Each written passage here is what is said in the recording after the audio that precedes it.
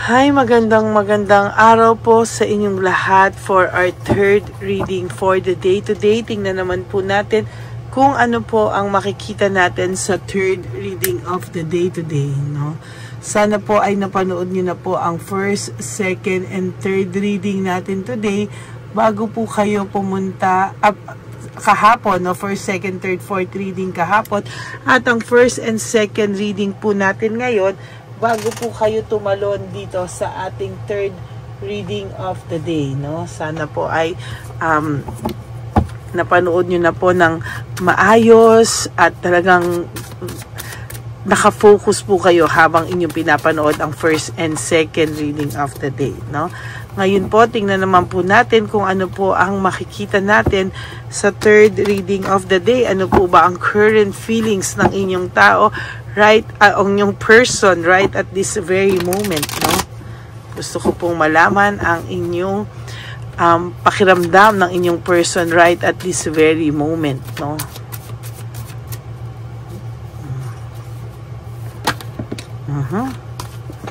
Nahulog pa.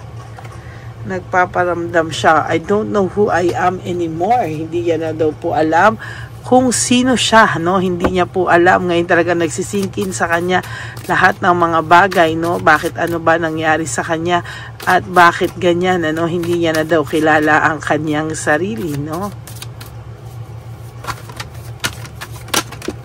Sige, naguhulugan sila. Sama na po natin to. Mga naghulugan. 1, 2, 3, 4, 5, 6, 7, 8, 9, 10. 10 agad yung nahulog, no? Okay.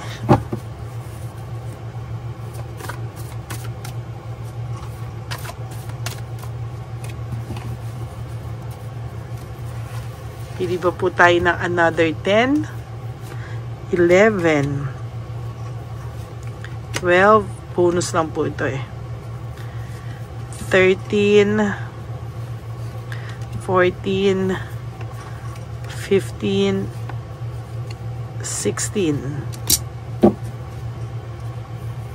17, 18, 19, and 20. Itabi muna po natin ito.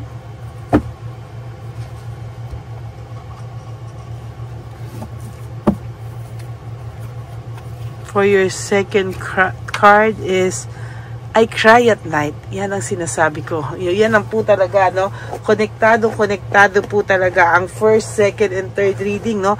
Kasi sa second reading po natin, no, nakita natin na talagang konsensya po itong taong to at talagang hindi po siya matahimik, no? Like the first reading, ganun din po, no? Hindi rin po siya talaga matahimik at nagsisimula po talaga yung kanyang mga karma ngayong ano, no, panay sila away, panay siya ngayon, umiiyak po siya, siguro ngayon niya po mas nararanasan yung buhay na wala ka na talaga, or maybe baka hindi na kayo talaga nagko-communicate, so talagang dito niya po nakikita kung ano po yung klase ng relationship or ano po ba yung nangyayari sa kanya, no? Sabi niya po, ayan, oh, yan ang nakikita niya. You're so different from everyone around me, no? So, ngayon po, talagang nakikita niya ngayon po niya nare-realize, no, na ibang-iba ka daw po sa lahat ng tao na nakasalamuha niya, no? Na ibang-iba ka daw po sa lahat ng tao na pakiramdam po niya ay nakasama niya, nakahalubilo niya, at talagang, ayan po, no, nagkamali po talaga siya sa pagkilala sa iyo, no?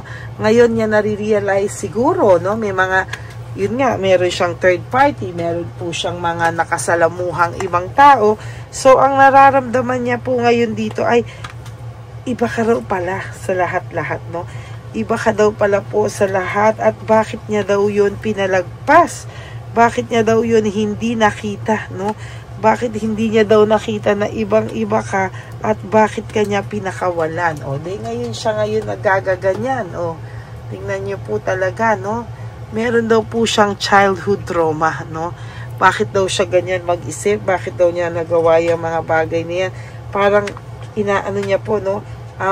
Sinajustify niya na marami kasing nangyari sa kanyang hindi maganda nung siya ay bata pa, kaya siguro dala-dala niya daw po hanggang kanyang paglaki, or dala niya raw po siguro hanggang kanyang pagtanda, no? Siguro gina-justify niya po na marami po sa kanyang nanloko, or marami po sa kanyang hindi maayos trumato. Pero hindi po kasi rason yun na pag nanakit ka ng tao, ay pwede ka na ring manakit ng ibang tao. Pag nasaktan ka ng ibang tao, hindi po rason yun na pwede ka nang manakit ng ibang tao, no? This person, siguro po may mga tao na growing up, no? Hindi siya trinato ng maayos, pero hindi po kasi valid reason na pag nasaktan ka, pwede ka na ring manakit ng ibang tao, no? That's a very lame excuse, no? Para sa akin po, no? Hindi mo pwedeng gamitin yan na pag nasaktan ka, ganyan, no? Pwede ka na rin manakit ng tao, pwede mo na rin gamitin yan na, nasaktan din naman ako nung araw, well, hindi po tama yung ganyang thinking, no? Hindi po tama yung ganyang scenario sa kanya, no? Talagang mahihirapan po ito makamove on kung ganyan po yung gagawin niya. Ang sabi niya, kayo pa rin daw ang naiisip niya, no? Sa mga nangyayari ngayon sa buhay niya, parang ikaw po ang nagpapalakas sa kanya, no? Talaga pong hindi to tumitigil. Ngayon niya po na-realize na ibang-iba ka po sa tao sa paligid niya. At ngayon po niya na-realize na hindi po, naakala mo po, naakala niya po talaga na ikaw ang hindi makaka-move on sa inyo, na ikaw yung mai-stuck sa vision yung dalawa. Siya daw pala po yun, ano? Siya raw pala po yung na-stuck sa vision yung dalawa. Siya daw po pala yung na-stuck sa kung ano man yung pwedeng mangyari, no? Siya pala po yung hindi nakapag-move on, o siya pala yung hindi makakapag-move on sa inyong dalawa, no? Talagang sa nakikita ko po ay mahihirapan itong mag-move on sa mga susunod na araw. Bakit? Kasi talaga pong medyo malungkot po ang taong ito talaga sa ngayon. Ayan na sinasabi ko, hindi kanya ma-let go, hindi siya makapag-move on. Kung akala niya po na ikaw ang mahihirapan mag-move on at mag-let go sa inyo, it's the other way around. Siya po ang nahirapan, no? Siya po ang hindi makapag-move on, at siya po talaga yung nakikita ko dito na hindi po talaga siya mapalagay, no? Hindi po siya mapalagay, hindi po siya naging okay nung nawala ka. And I think that is a very, very big consequences na hindi niya po inakalang mangyayari sa kanya, no? Ito po yung mga consequences na akala niya po is napakadali lang lusutan, napakadali lang niyang gawan, ano? Pero hindi po talaga, no? Talagang, ayan, no? If I could go back in time, sabi niya po, no?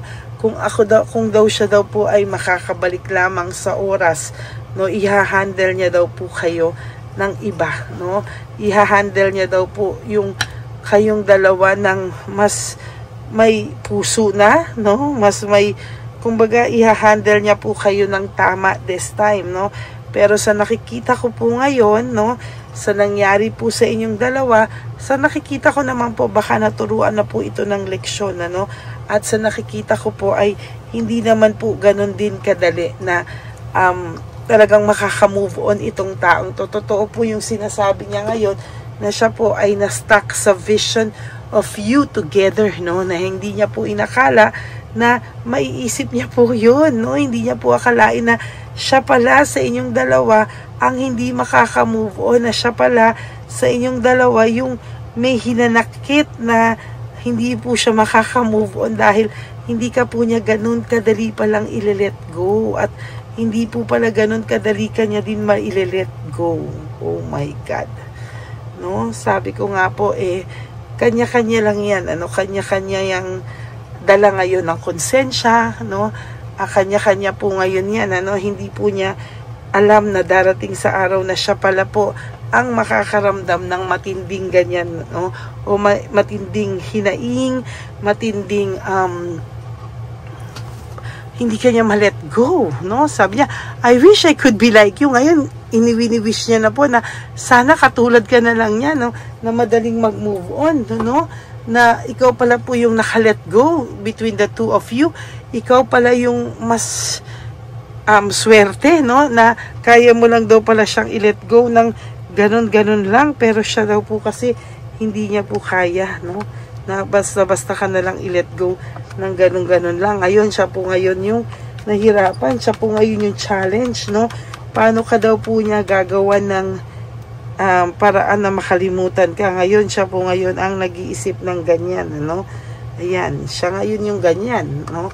Siya ngayon yung hindi makamove on, siya ngayon yung hindi maka-let go, no? Yun ang mahirap po kasi yung nagyayabang agad na parang ang dali-dali ka lang kalimutan, yung pala ngayon siya pala yung ganyan, siya pala yung hirap, siya pala yung hindi makamove on sa'yo, no?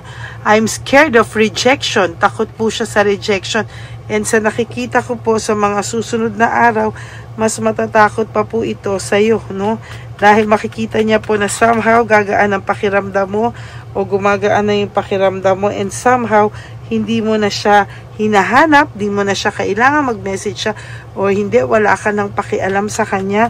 At yun po yung talagang fear niya, no? Na pag siya po ay lumapit sa'yo, baka wala na rin ikaw pakialam sa kanya, o kasi talagang takot po siya sa rejection, no? I'm scared of rejection. Takot na takot po ang taong ito sa rejection. Well, hindi ko po siya masisising matakot dahil sa lahat po ng ginawa niya sa iyo ay ito po ay matinding balik sa kanya ng tadhana, no?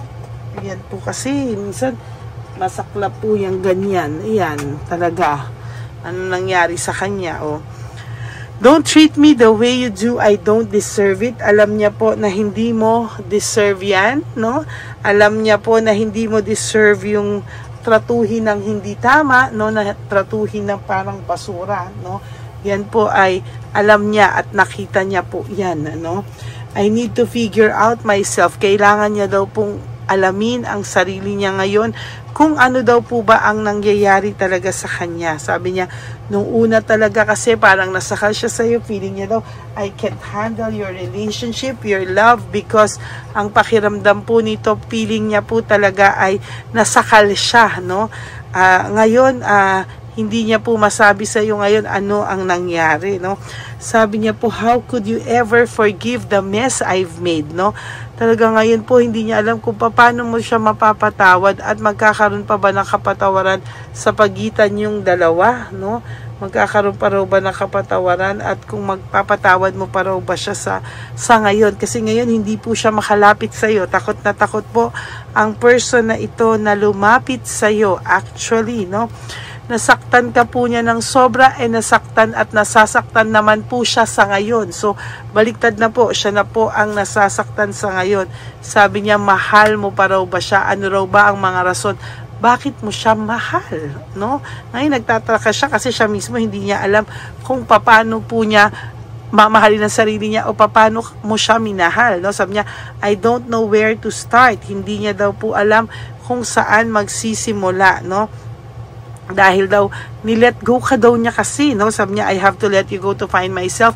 Talagang nilet go ka niya dahil talagang ginusto niyang mag-explore, ginusto niya po lahat, and ngayon po nag-backfire sa kanya lahat, no? Sabi niya, I wish I could be fully honest with you, no? Sabi niya, ngayon niya naiisip na sana daw ay maging fully honest siya sa'yo, no? Talagang natatakot po ito for your last card. Natatakot po siyang mawala ka ng tuluyan, no? Ay, nako.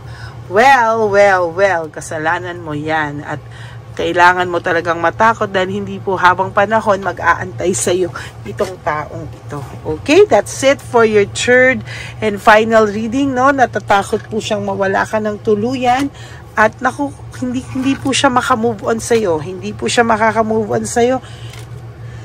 Hindi siya maka-let go at maka-move on sa'yo. Takot siya mawala ka ng tuluyan. Okay, pues, Kung natatakot ka, kumilos-kilos ka, hindi pwedeng panay ganyan. Ako, simula ng taon, iinitin mo ang ulo ko. Hindi siya makalet go at makamove on sa'yo. Takot siyang mawala ka ng tuluyan. So, better do your first strategy, no? Move, no? Gumalaw ka, no? Para kung ayaw mong mawala sa iyo itong taong to. Okay? That's it for your first reading of the day. I hope naka-resonate po kayo, and if you do, can you please give me a like and comment down below para naman po alam ko kung ano po ang inyong mga nasa saloobin. And of course, for those of you po who would like to have a private reading with me, you can message me po at Ladyly Elena. That's LADYLY Elena. Nasa dulo po yan ng ating video. Diyan nyo lang po ako makokontak. That's my only official and legit FB account. Yan, maraming salamat po sa inyong lahat. And pakireport na rin po yung ating fake na Lady Elena para po hindi naman po siya makapanloko pa ng tao for 2025. Pakireport po ang messenger niya. Nilagay ko po dyan yung messenger and FB account niya. So, I hope na mai-report po yan para hindi na po siya makagawa ng kahindik-hindik na pang-i-scam at pang-hack sa inyong mga cellphone at makakuha pa po ng further ng dollars sa ibang account. Okay? Ibang subscribers. And sa aking pong mga ever loyal, solid, and faithful Lady Elena family, I love you all from the bottom of my heart. Mahal na mahal ko po kayo, and I really hope and pray na maging maayos po kayo. Though you wake up for today, you do 3 things that will make you happy for today. Prioritize yourself. Be grateful that you are still alive, that God gave you life, and the second chance to correct kung ano man po ang kailangan yung i-correct sa buhay nyo. Okay? And love yourself. Remember that self-love is still the best love of all, no? Bonus po kung may magmamahal sa atin ng higit pa, no? Pero tayo po ang may obligasyong mahalin natin ang ating mga sarili. Okay? Maraming salamat po sa inyo, and God bless you. And tandaan nyo po ito, ha? Totoo ito, hindi lang basta sasabihin lang, no? That life is really short. Don't make it shorter by stressing yourself from all the pains and heartaches na binigay sa inyo ng kahapon.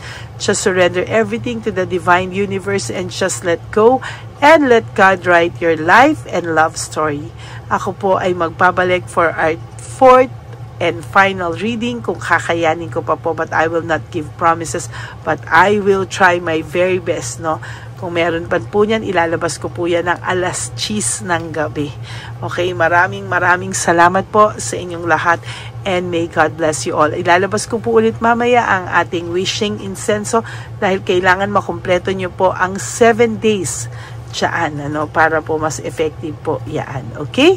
God bless you all, and I love you all. Thank you for not skipping ads, and if you want to give me a super thanks for this video, I would really love that and be grateful for that, no? Dahil nagsisimula na po tayo sa ating One Love a Day, at alam ko po na marami yang matutulungan, ano? We are now approaching 18,000 subscribers, and sana po ay dumami pa tayo. One day, ibibigay po sa atin ng Divine Universe ang tinatawag nating silver button, ano? Kaya wag po tayong maiinip. Yan po ay darating sa atin sa takdang panahon. Kung kailan sa atin ibibigay yan ay hindi natin alam, pero tayo po ay magpapasalamat at para po sa atin ang lahat ng iyan, ano? So kapit lang po tayo at tayo po ay magkakaroon yan sa tamang oras na itinakda para sa ating channel. I love you all, and God bless you all. Bye! Magandang gabi po ulit sa inyong lahat. Ako po ay muling nagpapaalala sa inyo na mayroon pong lumalabas sa FB at Messenger account na fake account po, no, nang hihingi po ng $25 through PayPal, at hindi po yan totoo. Huwag po kayong maniwala dyan.